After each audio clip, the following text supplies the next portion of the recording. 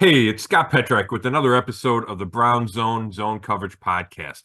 This millennium's version of the Cardiac Kids did it again. It's Joe Flacco caught fire in the fourth quarter to lead a comeback win over the Bears. The Browns are 9-5 and likely need only one more win to return to the playoffs. They'll head to Houston on Sunday looking for number 10. Here to discuss, as always, is Dave Chudowsky of the WKYC Morning News. What's going on, Chud? Scott, I am fired up. This is fun, man. I'm really looking forward to this conversation right now. It's just, we just haven't had much of this in our recent lives, right? I mean, I know 2020, but that was the pandemic and it just felt different for some reason. And this is just, I mean, gosh, the Browns are on the doorstep of the playoffs, the cold weather, the holidays. We've talked about this before, how this city would go crazy if they get in the playoffs and make a run. And we're getting close, man. I mean, I don't know how you can't be excited. And to that degree, I just don't know. And I'm curious what you think. It was the energy in the stadium. Were there more tailgaters? Was the buzz back? Because the week before there wasn't. Yeah, I don't think so, Chud, but I'm going to give that to the weather. I mean, it was crappy down there, right? So, like Yeah. when I went to Park, there weren't the tailgaters that there usually are. And I'm not by the Muni lot. I'm at that Port Authority lot. And I think I saw one tailgate as opposed to more than that. Usually there's rows and rows of them. But it was, the weather was nasty. I don't blame people for either showing up late or not coming when it's nasty outside. There's still orange, there's still empty seats. But again, I think the weather had something to do with it. A buddy of mine called me last night and we were talking about this, and he's all in. I mean, he is so excited. And we're talking that if they go down and win in Houston and come back with a chance to clinch, they have a chance to clinch the playoffs this week, but you need a lot of stuff to happen. But come home on that Thursday night game with the chance to clinch the playoffs or having clinched the playoffs, either way, that place is going to be jumping on December 28th. So I think people probably have a little trepidation, a little hesitation because of all the injuries, because they've been burned before. But I think that's starting to change. Yeah, no doubt. So someone said to me the other day, they were at the game and they felt like it feels different than anything they felt before in like 30 years. Now, I want to ask you, is that prisoner of the moment? I mean, we got 2020. We got 2020. All right. Now, here's the thing. The sad part is it's not that far off because either it is or it's not far off. You have 2020. Like I said, I don't know, that just seemed different. But yeah, you beat Pittsburgh in Pittsburgh. So, we can't forget about that. And then even though the 07 team didn't make the playoffs, I remember how exciting that year was. And that was a lot of fun, right? And of course, you had the playoff team in the early 2000s. And that was heartbreak losing that game in Pittsburgh in the playoffs and run, William, run. So I don't want to become prisoner of the moment, but where do you think this kind of falls right now? What we're going through since, what we experienced in the late 80s and then that brief period in the 90s. Yeah, man. I point to 2002, because that felt like it was the start of something, right? It was Butch Davis' second year. They looked like they had a team that could keep it together for a while, and obviously that did not happen, and Butch wound up tearing apart that defense and, was gone 2 years later. But to me, that felt like the start of something, and I really think that there was a lot of excitement for that year. You mentioned Run, William, Run. There was a lot going on that season. It felt like Butch Davis was going to be the guy for the long term. Right? He had such a decorated college career. Like teams wanted him, right, when they hired him as coach. So I think that was the last time there was this kind of excitement. But that's been 20 years, Chuck. So it's not like that was yesterday, right? Like for me, I wasn't even on the beat full time yet. I was doing some stuff with the Browns and doing some columns, but I wasn't on the beat full time. 07, there was a lot of excitement, and that felt sustainable, right? DA was young, and Braylon Edwards and Kellen Winslow the second. But then they don't get to the playoffs. They lose that terrible game in Cincinnati and, the second last week. The COVID year, like you said, the COVID year was weird. There weren't fans in the stadium, or not a lot of fans in the stadium. I was covering the road games from home. So I'm going to go 2002. but it's weird because this team, they're doing it without Deshaun Watson, right? So they're on a quarterback that might not be here, with a quarterback that might not be here next year in Joe Flacco. But this foundation feels pretty solid to me, right? I expect Kevin Stefanski to get an extension. I expect Andrew Berry to get an extension. So like this feels like the foundation is pretty solid to me. And the other part of it, as I mentioned, the cardiac kids at the beginning, and there's something about this team like when I was talking about my buddy calling me yesterday, it's I think more of a feeling of this team is going to win. And how many times has it felt like this team's going to lose, right? Even when they win, even when they're up 2 touchdowns, you're looking for ways, scenarios where they can figure out a way to lose. And now, and I think it was proved again Sunday against the Bears. It's okay. Well, how can they pull this one out and win, right? And they did it again. And I think there's just this feeling of, I don't want to get carried away and say team of destiny, but something like that, right? Like it's almost meant to be like this team is meant to get to the playoffs despite all the crap that it's had to go through this year. So it's hard to compare, but that's where I'm going to go on this one. Well, I got to tell you, and, we both picked the Browns to beat the Bears. I can't remember our scores. I feel like maybe you were 27-20. I was 24-20, maybe. I think it was somewhere around there. Yep. So we both, they won by 3. And, I don't know what it is, but so many times in the past, in the third or fourth quarter, down 17-7, I would have just been like, no, they're done. But I really felt like they were going to come back and win. And here's the funny thing.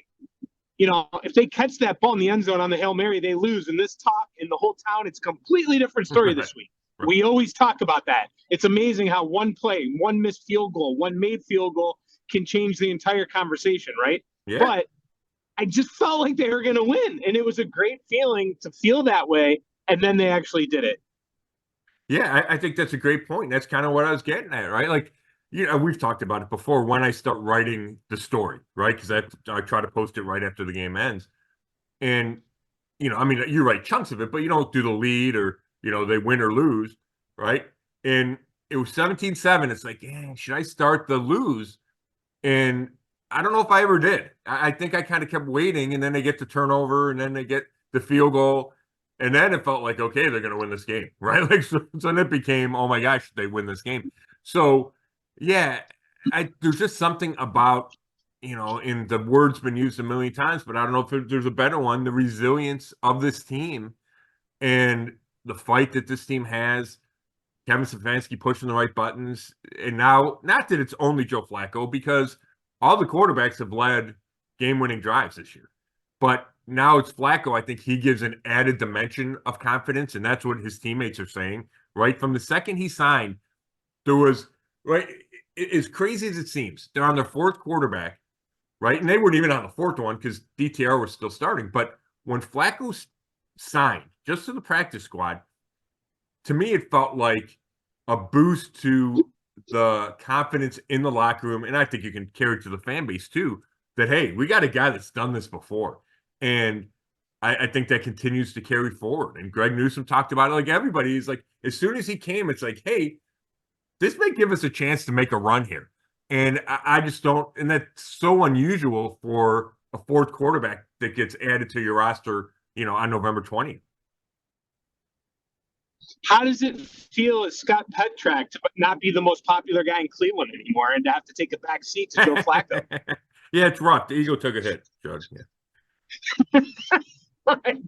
This guy, and one thing I will say, though, is I wouldn't have had that confidence if they were on the road, and we'll get down to that later in this show about the difference on the road and home. I felt like they could win a lot, and listen, the Bears are playing better, and we documented that last week, and I think we told people not to sleep on them, and they're a better team than what their record shows. That said, it's not like they, beat the Eagles or I guess they did beat the 49ers already, but The bottom line is it was just the Bears, but it was at home.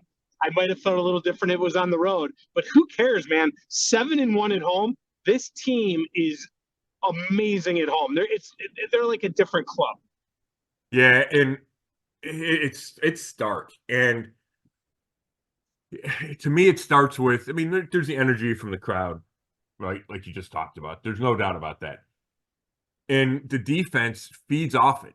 It's really interesting because I've been to every road game, right?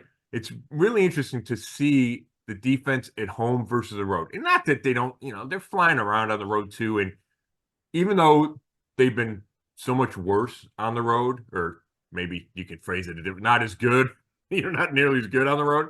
I feel like they still have the pieces to do what they need to do on the road.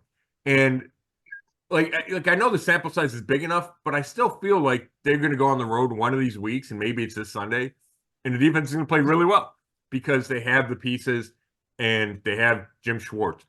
But it hasn't happened yet, and a big part of that is at home they had this energy.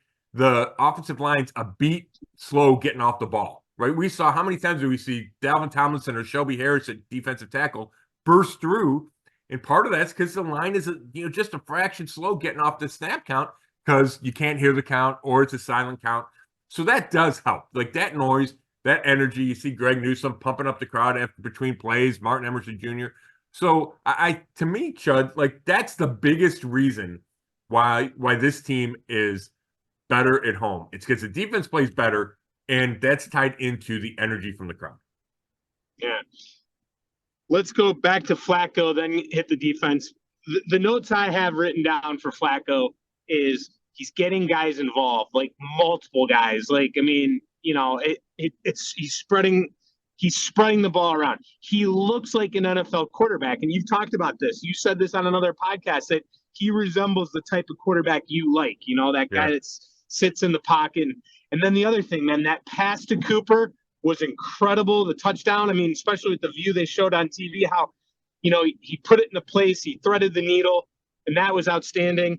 But then but still, the first three quarters were not pretty. Mm-hmm. I know all the interceptions weren't his fault, but he still threw three.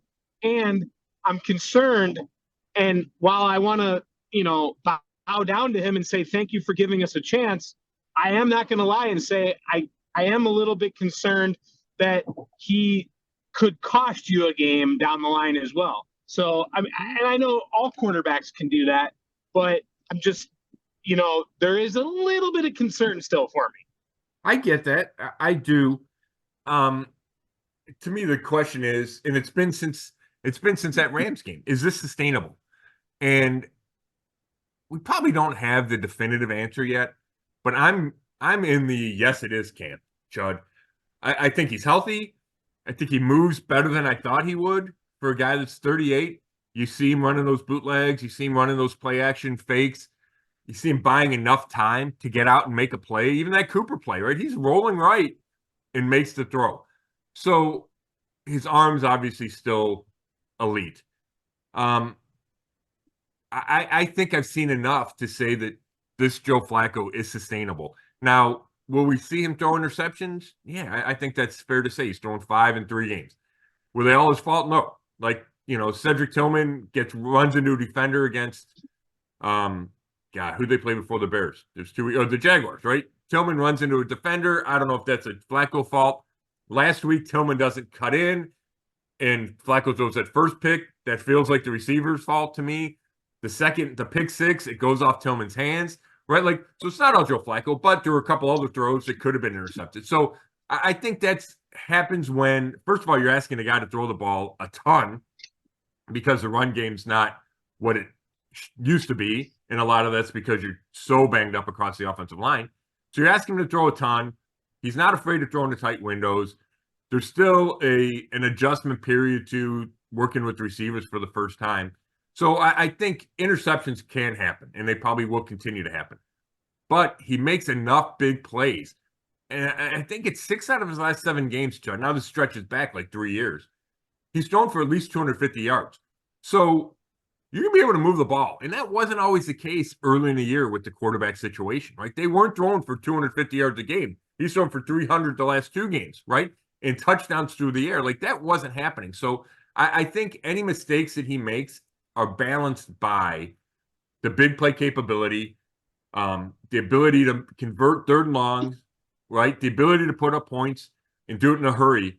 So I think this is sustainable from a Joe Flacco perspective. Now they have to overcome all these injuries, and the offensive line is decimated, and they don't have any safeties, right? Like, so there's other issues for this team, but from a Joe Flacco only, I think he can continue to do what he's doing. And it's incredible, too, to think he's doing it with the offensive line. I mean, can you believe that this is – I mean, what did they have? One guy, one starter on the offensive line there at the end of – for most of the game with Bitonio getting hurt, and that's a huge blow. I guess twofold here. Give us an update on where we stand with the injuries on the offensive line, and also how the heck are they doing this? Well, we're doing this, taping this Wednesday morning. So we don't have any great updates. What I'll tell you is when I talked to Joe Bitonio briefly after the game, he said they were back spasms. And I don't know if anybody's had those. I've had them, and they're freaking brutal, right? Like you lock up and you can't move.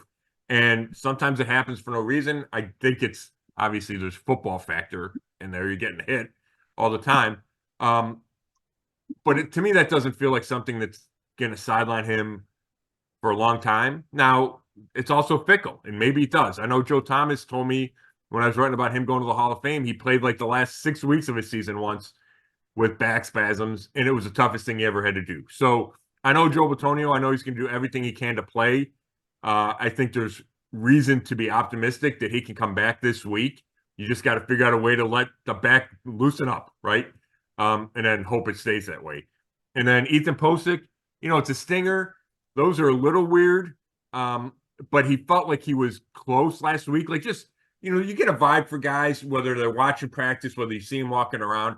And I saw both of those things from Posick last week. So I think it's fair to hope that both those guys could come back this week. And that's huge because if you get Posick and Bitonio back and playing at a decent level, then you got your 3 guys inside. And then you can figure out what to do at tackle, right? I mean, we know who's going to play at tackle, but you can figure out how to help those guys slide the line, all those things that you do from a protection standpoint. When you're compromised in the middle as well, then it's just hard, right? It's hard to run. There's no cohesion. So I think the run game would be better with Posick and Bitonio back. I think you can do things in protection-wise. So I think there's reason to hope that happens if you're a Browns fan, and that would be a big boost because they're just not the same. I mean, when you got 4 backup guys, I mean, Nick Harris is good in pass protection. I think he struggles in some of the run stuff against big guys, like in 3rd and short, he can be compromised. Michael Dunn's trying his butt off.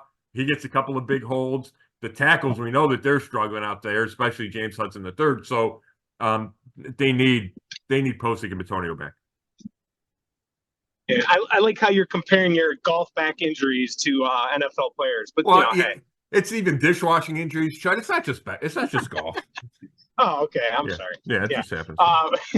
Hey, is Bitonio your favorite interview? I mean, I think is he your go-to guy?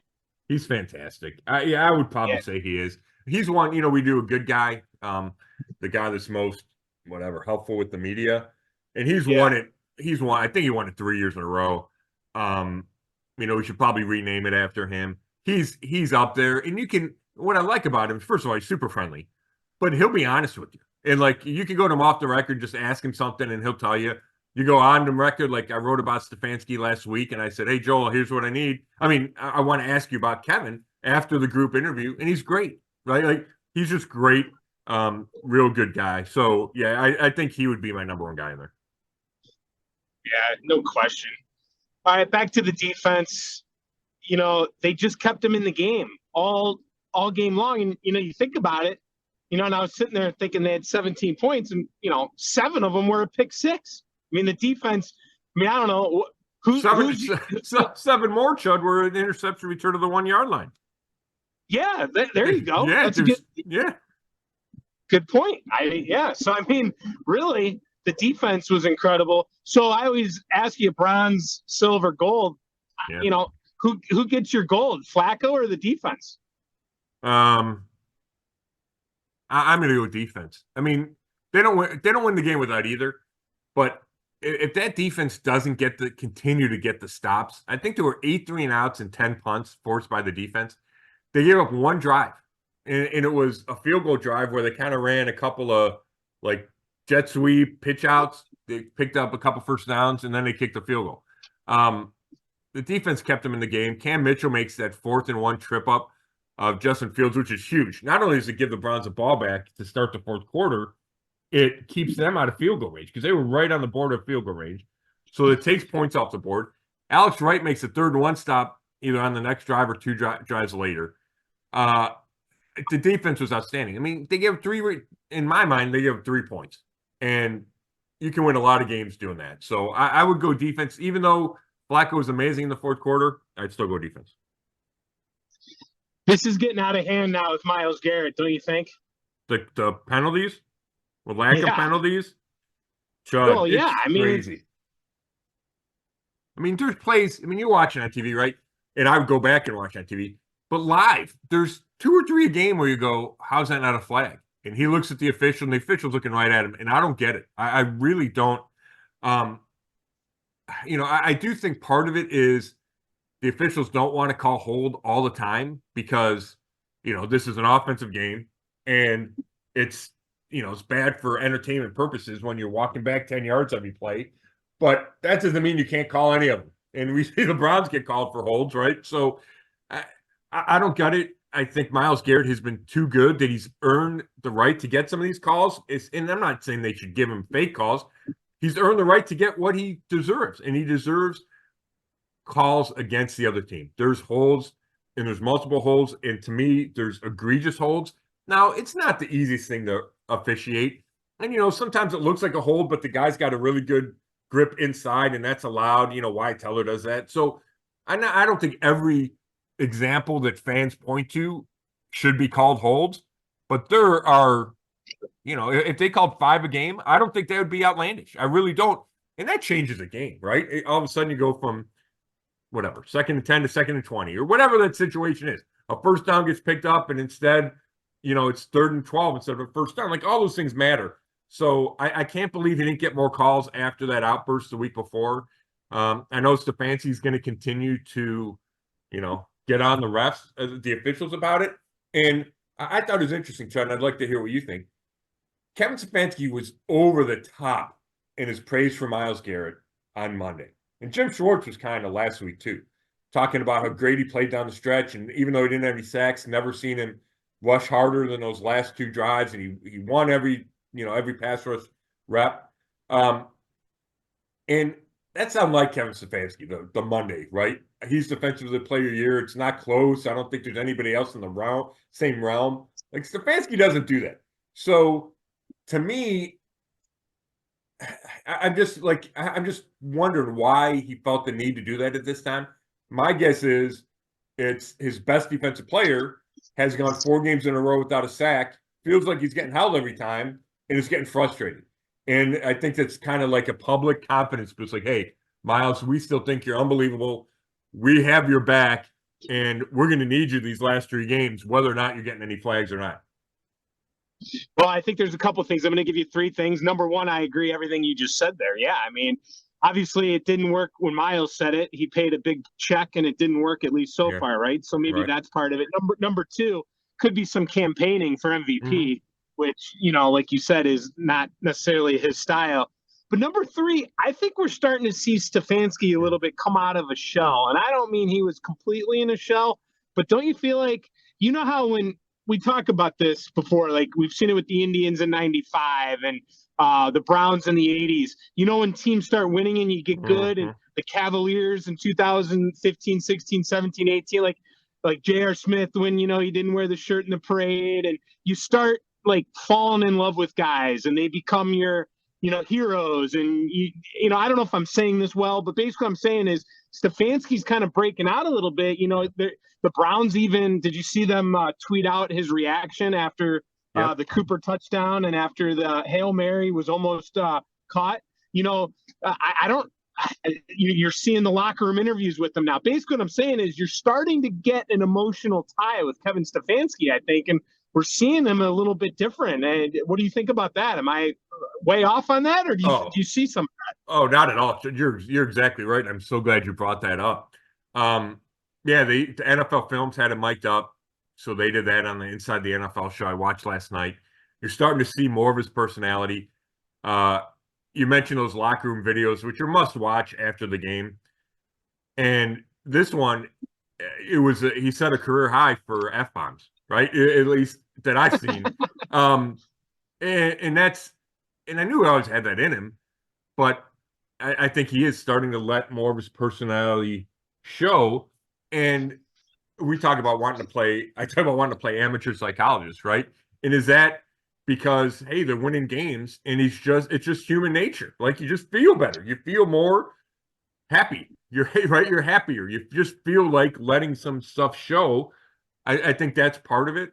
I think part of it is, and it's also human nature. I think he knows he's going to get a contract extension, and that takes like that's a huge relief, right? If you're a coach, you go, oh my gosh, I'm going to get this contract extension, and I'm going to be set, and I'm going to, it's going to keep me paid and with employed for the next 4 years, whatever it is. I think that is human nature, and that makes all the sense in the world to me. So yeah, I think all of that is part of it. I think the way they're winning games, if you're a coach, you're like, this is great, and I'm sure he feels like he's doing a great job, right? Like he's winning games with all these backups, like all the things we talked about that have made this a great year for Kevin Stefanski and have made him a legitimate coach of the year candidate. Like he's got to feel all that. And I think that just raises your, you kind of put your shoulders back and your head up because you're feeling good about yourself. And I think I do think that's what we're seeing. And when you have that, I think you're more apt to stand up for your guys and you're more apt to just speak freely. So I think it's all of that combined, but I'm glad you brought that up. Yeah, no doubt. I mean, because we've seen it the other way around so many years. I mean, Chudowsky is one. I remember being in those press conferences every week, and every week he looked more tired, more worn down. It just beats you down. And I've seen the health of some of these coaches decline over a year or two, and the stress level. So it's complete opposite right now as Stefanski. Yeah, the Chud is talking to Chud about Chud is the perfect example. By the end of that season, he was just running on fumes. Yeah, I mean it was brutal. It really was. It was tough. And anyway, we could talk more about that another time because I have some stories about that. But I don't want to. I don't want to dive off the bridge, off the diving board into that topic. But yeah, and back to Garrett too. I mean, listen, you always talk about how you don't like to blame officials, and you're strong on that. And even with all the teams, and when it comes to NFL, NBA, Major League Baseball, sometimes you hear fans complain. A good one is, I mean, when Ohio State loses, oh man, Ohio State fans, they're all over the refs all the time, right? I mean, you just see it. But I have to tell you, I have a buddy who keeps texting me about Garrett, and he sent me some videos. Like I see it with my own eyes while I'm watching the game. But boy, when you get pelted with the emails and you see it on Twitter, I mean, it's egregious. I mean, it is bad. Like this is one of the top 5 or 3 moments I can think where fans really have a beef, and Myles Garrett has a beef with the referees. I mean, this is really bad. Yeah, and it's not just one example, right? It's not like an isolated incident. It's every week, and I think it might even be getting worse because they are playing. And it's weird. I don't remember if we talked about this last week or not, but Jim Schwartz mentioned that when a guy is double teamed, the officials kind of say, okay, anything goes with the double team because 2 guys are supposed to stop you, and their mechanics take them somewhere else. Like their eyes, okay, I'm not going to look for holding here because it's a double team. Well, first of all, that's tough on Myles because he gets double teamed all the time. And he fights through it, and then maybe they missed that he fights through, and then the second guy is raking him down, right? Like, and that's not, and Myles, like, that's not an excuse. Like, it's got to all be officiated the same way. And I agree with him. And not in his triple teams, like, that was part of Stefanski's, when he was talking about Myles the other day, is go back and watch some of these plays, and it's guys are diving at his legs. He's fighting through receiver, running back, tight end, left tackle, left guard. Like, it's unbelievable what he's going through. And he's still doing it. He's still getting to the quarterback. He didn't have any sacks last week, but he was in Justin Fields' face a lot. So, yeah, the calls are egregious. But on top of that is he's playing so hard and still impacting the game. It's really impressive. And I think he might not win Defensive Player of the Year, even though he's second in the betting lines. He's second to Micah Parsons. So if he finishes strong and the Browns go to the playoffs, he's going to get serious consideration. But it shouldn't be all about sacks, because his impact goes way beyond sacks. And we've seen it the last 4 games when he hasn't had sacks. In 3 of those games, I think he's still been downright dominant. Yeah. Let's go back to the offense. I don't want to spend a lot of time on this because I got a bunch of other topics I want to hit, but is the running game just dead right now? Can we get it back? Yeah, I mean, it certainly is dead. It's certainly dead the other day. And it's going to be rough against Houston. I don't know how they are all season long. I'm going to look that up as we're talking here. But I know Tough defense. I know they were really good against Derrick Henry the other day, right? I watched that game. He didn't have anywhere to run. So it's probably going to be hard against Houston to run the ball. I don't want to give up on the run game, period. You know, you got Bill Callahan, the line coach. He's good at, designing the schemes. It needs to be tweaked. But to me, the biggest issue is, and everything's involved, right? I think Jerome Ford on a couple of those sweeps hasn't pressed it upfield quick enough, and he lets it get strung out, and then it turns into a negative play. Nick Harris gets beat a couple times, and that leads to negative plays. I mean, it's individual guys. But I think the bigger picture issue is when you're without 3 or 4 your starting offensive linemen, you just don't have the same chemistry, cohesion, timing. And I think that's part of it. And I think they might be able to figure that out. Like I mentioned, getting Petonio and Posick back will help. So I think at some point they're going to be able to run the ball, at least at a sufficient level. I just wouldn't bank on that happening Sunday in Houston. Yeah. Scott, you're not a jersey guy, really, are you? Like, would you go I am buy not a jersey? the jersey guy. Yeah. I am not. Yeah, right. Okay. I have one jersey, and it does not have a player on the back of it. I'm not saying it's bad to do that. I'm just saying no. I think one of the reasons I stopped as a fan when I was younger was because then, like, especially at the Indians, you'd get one and then they'd get traded, or they would leave with free agency, and then you'd be stuck with the jersey. And that's kind of a joke. That's kind of a joke with Browns fans too. It's like, how many jerseys do you see at the stadium with names of guys that aren't on the team anymore, right? Exactly. But basically, what I'm bringing up, and I know Petonio would be a jersey you'd go buy, and if I take Flacco, Garrett, Chubb out of the mix, and I know you're not going to go buy a kicker jersey. So basically, by eliminating those names, if you're going to go buy a jersey right now with a name on the back of it, I want to know who it is, because I'm going to tell you right now who I'm going to buy. Like, it's just me personally, or am I recommending it for fans? Whatever floats your boat. All right. All right. Who do I think would be? I know you would buy a Petonio jersey, right? Because he's your go-to guy. Like, I'm getting. Yeah, but like, right. if there's one guy, Yeah, I mean, I bought my wife a Joe Thomas jersey once because she's a big Joe Thomas fan. Okay. Right. Yeah, I mean, maybe. Petonio's such a good. I'm just saying, I would lean toward Northwestern guy. So whether that's Anthony Walker's a good dude. All right, let me re-ask this question.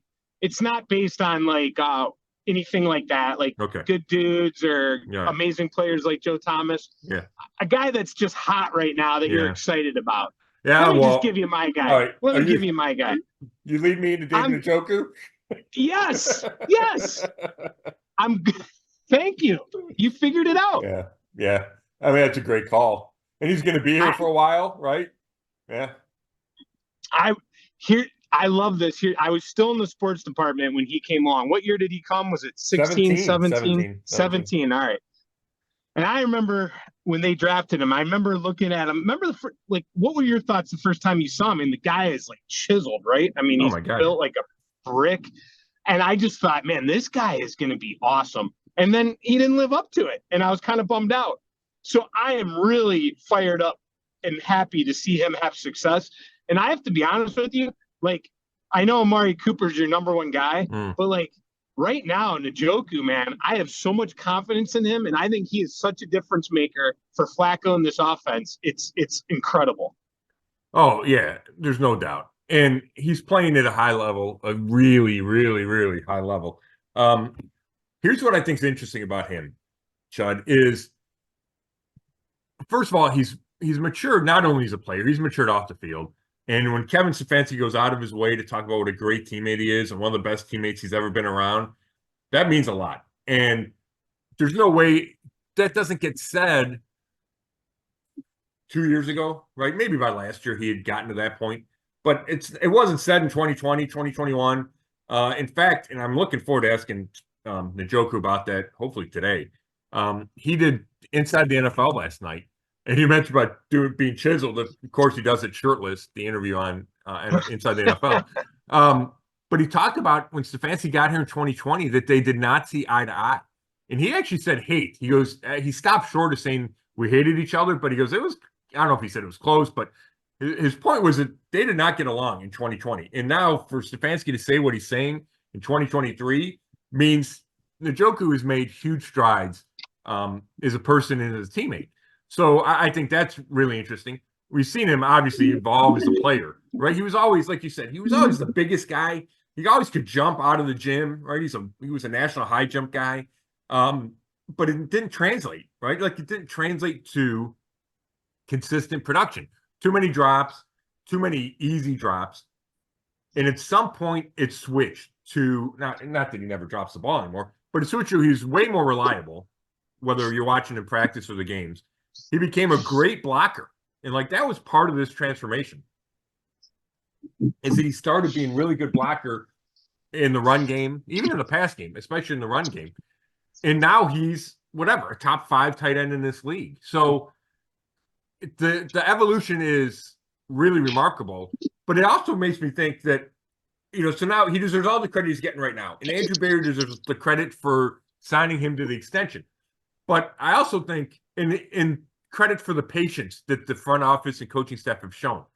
But it's also interesting that, I would say until last year, Njoku was a bust is too strong, but he underachieved, right? He underachieved for his draft status. He underachieved for picking up the 5th-year option on his rookie contract. He underachieved for the extension. So let's say for 5 years he underachieved, and then now he's finally reaching that potential and achieving. I just think it's an interesting case study, right? Because at some point you could have given up on him and he could have gone somewhere else and been good, and you'd be like, well, geez, it took him 7 years. We weren't going to wait that long. But because you did, because you had that patience and you saw incremental growth, you have this huge payoff right now. You know what I mean?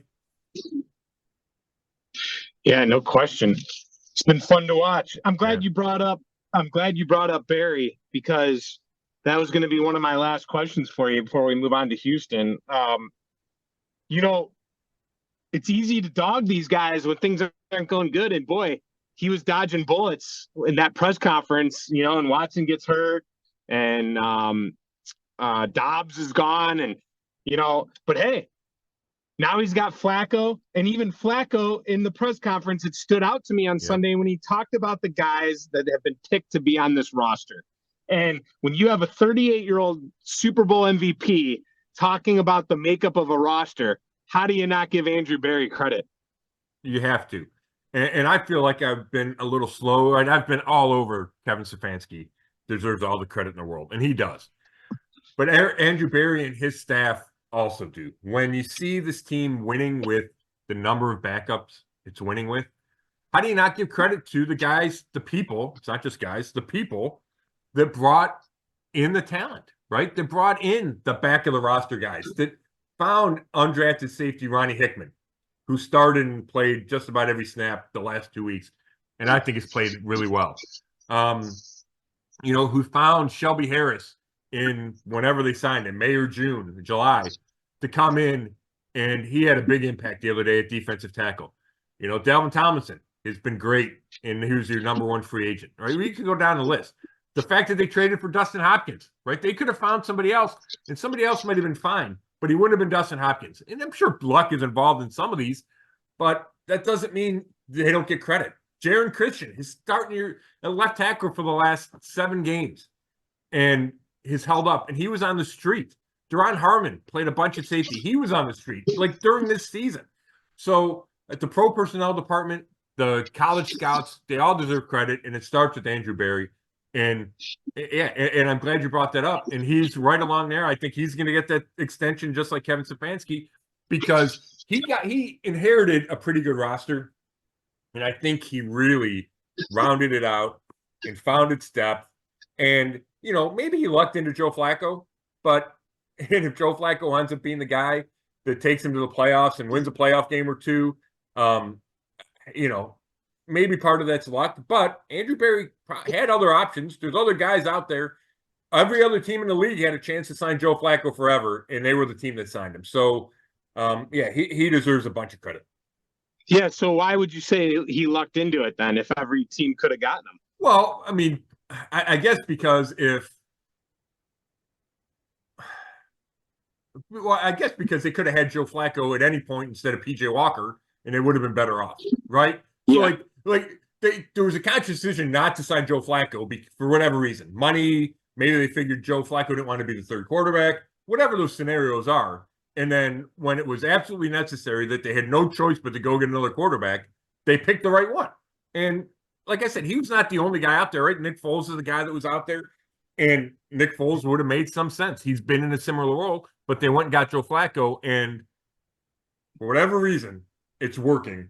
And yeah, I mean, you give credit to the guy that went and pulled the trigger on it. Yeah, and we talked about it weeks ago, going out and getting Hopkins. I mean, they admitted they were wrong and they righted that mistake. And boy, it's a good thing they did. All right, one last thing here. Ravens win to improve to 11-3, so they stay 2 games ahead of the Browns, and there's 3 games left. But Scott, they put out the playoff scenario. The Browns could actually clinch the playoffs this week.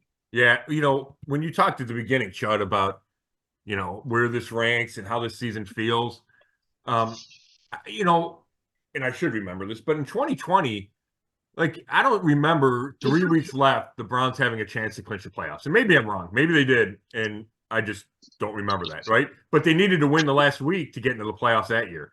So, this feels early for a Browns team to have playoff clinching scenarios, right? In my 20 years, this can only be, at the most, it's the second time, right? Maybe in 2014, there were playoff clinching scenarios at some point at the end, right? Maybe they could have clinched in that second last week in Cincinnati. So let's call it 3 times. But the point stands that there's not a whole lot of times where we're talking playoff clinching scenarios, right? It's usually we're talking coaching changes, or you come up with this elaborate plan for them to backdoor in, right? If they win their last games and everybody else loses all their games, maybe there's a miracle chance. So this is just unusual, and it's cool. And if you're a fan, you're watching these games this weekend going, okay, we need this to happen, this to happen, this to happen. And, they're far-fetched, right? This week, the Browns need to win. That's number one. They need to win in any scenario. And then, one of them is Cincinnati loss, Denver loss or tie, Buffalo loss, Miami win or tie, and Indy loss or tie. And that's one of 8 different scenarios. One of the most common is you need Pittsburgh to lose or tie, and you need Buffalo or Denver to lose. And then you can start thinking about it. So, Buffalo plays the Chargers. Buffalo's playing really well, so that seems unlikely. Denver plays the Patriots. Patriots aren't good this year, so that seems unlikely. So, I would not expect the Browns to clinch the playoffs this week, even if they beat Houston. But there is a chance. It gives you something to pay attention to. Certainly, it's really important to pay attention to. And then I think that means also if they win this week, then they can clinch next week with the win against the Jets. Yeah, no doubt. I don't see it happening this week, but like you said, it's fun to talk about. I said it on the morning show this morning. I said, this is not something we do often, so enjoy it. This is fun. It's exactly what you just said. So, all right. Anything else from last week before we get on to Houston? No, we hit all the things I wanted to. Awesome. All right. Nice work. Hey, we've only been doing this together since 2008. Yeah, right? Jesus, I'm old. You're not old, Chud, but I'm old. Dude, I'm right behind you. What are you talking about? Hey, my back. I didn't bring this up earlier, but my back's been killing me lately. It's not good. It's all that heavy weight you're lifting. All right. I think it's getting up at 2:30 in the morning. Yeah, to be honest that'll with do you. it. Yeah. All right. Well, it looks like we don't know for sure, but it's not looking good for Stroud, right? I mean, it looks like we're going to see Keenum, but that's not a for sure yet. It's not for sure. I mean, we got a week left here, but the reports out of Houston and multiple reports out of Houston say unlikely. Still experiencing symptoms from the concussion, which obviously is not good. More than a week after the concussion. So yeah, it looks like Case Keenum, and obviously that's huge. CJ Stroud was playing at a kind of like an MVP level, right? I know he was getting talk about that. So yeah, that'd be huge if it's Case Keenum and not CJ Stroud on top of the other injuries that Houston's had, right? They're without Tank Dell, one of the receivers. They played, and he's out for the season. They played without Nico Collins, another receiver. They played without Will Anderson. I think they took him number 2 last year in the draft, 2 or 3, the pass rusher out of Alabama. I don't know how those guys are looking for this week, but I know they played without him on Sunday. When they came back, Keenum led them back to beat the Titans in overtime. Yeah, but then they have Noah Brown step up at wide receiver, and they have Dalton Schultz at tight end. Yes. They still have some weapons, and I'll tell you, that defense is pretty. You alluded to it earlier. This is going to be a test. That's my concern is the defense. Yeah, I looked up the stats. They're second. Houston's second against the run in yards per attempt, and they're 6th overall in yards per game. So it's going to be tough for the Browns to run the ball on them. Yes, no doubt about it. I can't wait for Twitter complaining about not running the ball. Yeah, right. Flacco dials up about 45 passes. Yep. All right. It's crazy. I mean, with where these two teams lie in the wild card standings, it's definitely interesting that this is a battle here at the end of the year. I mean, I guess my point is, I don't think we thought that this game at the beginning of the year was going to have such implications like it does. Well, no, you're exactly right. And I mean, Houston's been bad, like really, really bad. They've cycled through coaches, right? I think they had 2 or 3 one-and-done coaches.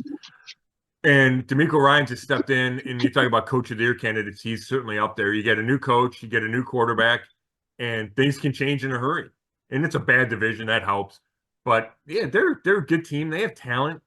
They're playing at a high level. So, yeah, this game went from, like we talked about, you play the schedule game in May. This was a sure win, and that's not a sure win. And I know it opened it with the Texans as a point and a half favorite. I don't know if that's changed with the quarterback news or not. Well, I saw 2.5. Still okay. Let's take a look and see. Let's see if it's changed here real quickly. As we talk here, 2.5. Okay. So yeah, that's what I have on this one app that I'm looking at. 2.5. All right, you want to get to it? Prediction time. Yeah, real quick. Let's do. Can we do a quick trivia before we get to prediction? Oh yeah, sure. Yeah, trivia right? that I will not get right. Exactly. All right. So Ben Roethlisberger was. Let me find the exact question here. 26-2-1 in the regular season against the Browns. So we're not counting. We're not counting the loss to Baker Mayfield in the playoffs. Who were the Browns quarterbacks in the 2 losses? Regular season losses. Okay. I want to go back, and the one win was Thursday night. I want to say back in 2000. What year did Roethlisberger start? 04. 04. Okay. So I think it was 05 maybe. It was in between 04 and 06 when they beat the Steelers on Thursday night. I'm going to say Tim Couch is one of them. No? No. Was it Holcomb? Nope. I think you're confusing. They beat Couch won in Pittsburgh on a Sunday night, but it was before. It was 2003. It was before Ben got there. Oh, Yep. That's why I asked you. Yep. That's why I asked you what year Ben started. Yeah. Yep. So 2003. Yeah. It was a Sunday night. Didn't they beat him on a Thursday night too? I think that's the game you're talking about, but that was not until 2009. Eric Mangini, it was freezing, and Ben didn't want to go on the field and warm up, and he was thrown in the tunnel because it was so cold, and the Browns beat him, and it's 2009. Brady Quinn. It was Brady. Yeah. All right. And then the second one was 2014 when they were off to that great start, and that was Brian Hoyer. Yeah, Hoyer. Okay. Yeah. So I did not. I would have said DA and Hoyer. I knew the Hoyer one. I would have said Anderson instead of Quinn. So I would have gotten that one wrong. Again, Zach, our buddy on Twitter.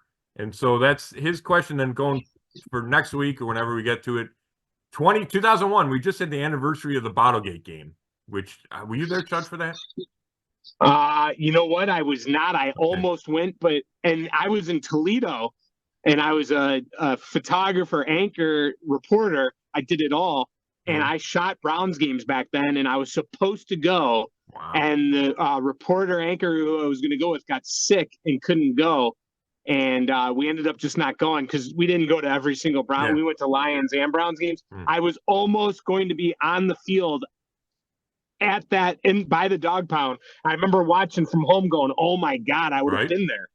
It was insane. I remember being in the press box going, what the, it's crazy. And then I was actually, so back then you could get on the field late in games. And I don't even remember how it worked, but I remember being down there. And then they made the team come back out, right? Like they made them finish the last 30 seconds or whatever was left in the game. And these Browns are coming out like they're half getting dressed. They're just trying to get 11 guys out there. And I wound up standing on the sideline like 6 feet from Butch Davis as they went through this charade to finish the game. It was insanity. That whole thing was insane. But anyway, Zach wants to know in that game, who was the coach? Well, I just ruined it for you there. Coach, quarterback, leading rusher, and receiver. So think on that. So go back in your mind 22 years and think about the Bottlegate game. I thought we asked him for some 80s questions. I know. I got to remind him that. Yeah. I just watched. I don't know why it popped up on my Facebook page last night. It was the anniversary. That's why of the Browns beating the Oilers in 1988. It was the last game of the regular season. And I remember going to that with my dad and brother sitting up high at Municipal Stadium, freezing my you-know-what off. And what a win that was. And that got him into the playoffs to play Houston then the following week. Do you remember that? I do. Was that a Clay Matthews interception? He had a big interception in one of those games, I remember, against Houston. I think I went to see them play the Vikings that year. Maybe like the week before. I went to see him play the Vikings that year. One of those years. I know I went late and froze. Right? I mean, that's everybody. You went to a game and you froze. Like that's all I remember about going to the games. I remember that Vikings game. I think they had like a fake punt or something. Yes, fake. Von Waiters fake field goal, I think. Van Waiters. Van Waiters. Van Waiters.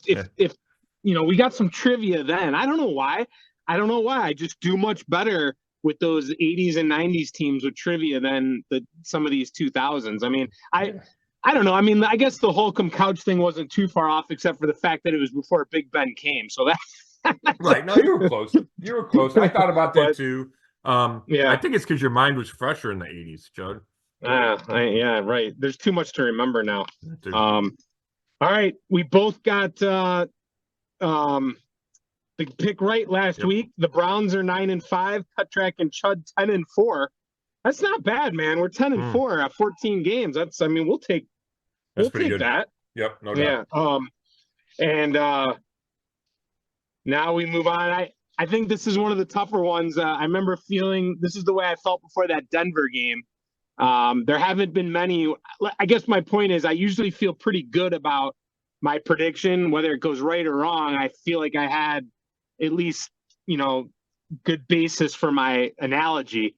But this one is a tough one. You agree? Oh, I certainly agree. No doubt. Who goes first? I think it's me this week, isn't it? I think it is. All right. Well, I think the Browns benefit from Case Keenum and not C.J. Stroud. And not that Keenum's bad. We saw him win games here, right? On short notice. He went on Thursday night. I think it was Thursday night or Monday night, maybe both, Thursday and Monday. He can win games. Kevin Stefanski is really familiar with him, right? Had him in Minnesota, had him in Cleveland. But it's not the same player as C.J. Stroud. He's a pocket guy. He got bailed out a couple of times last week against Tennessee. You mentioned Schultz, the tight end. He went up and set up their tying touchdown, and it looked like an interception. So, there's a drop off there from Stroud to Keenum. Texans are a little beat up. I said it earlier. I think the Browns are due to play a good game on the road. Like, I just think they are. I think defensively, they're due to play one. I think Myles Garrett is due to have a huge game. Now, it's tough for Laramie Tunsil at left tackle. He's good. Like, you don't see him giving up much. So maybe they put Myles on the other side and let him try to go attack that right tackle. They're on turf, which helps the speed rush there. I just think the defense is going to play well. I think they probably get Anthony Walker Jr. back. You probably get more of Denzel Ward this week than you had last week. Maybe even get Juan Thornhill back. So I think they're going to ride this momentum, Chud. And I'm going to go Browns 23-20. Wow. Okay. So that would be a 3-game winning streak, and they've already had, that would be their second this year? I think that's right. I think that's right. I think they've, man, 23-20.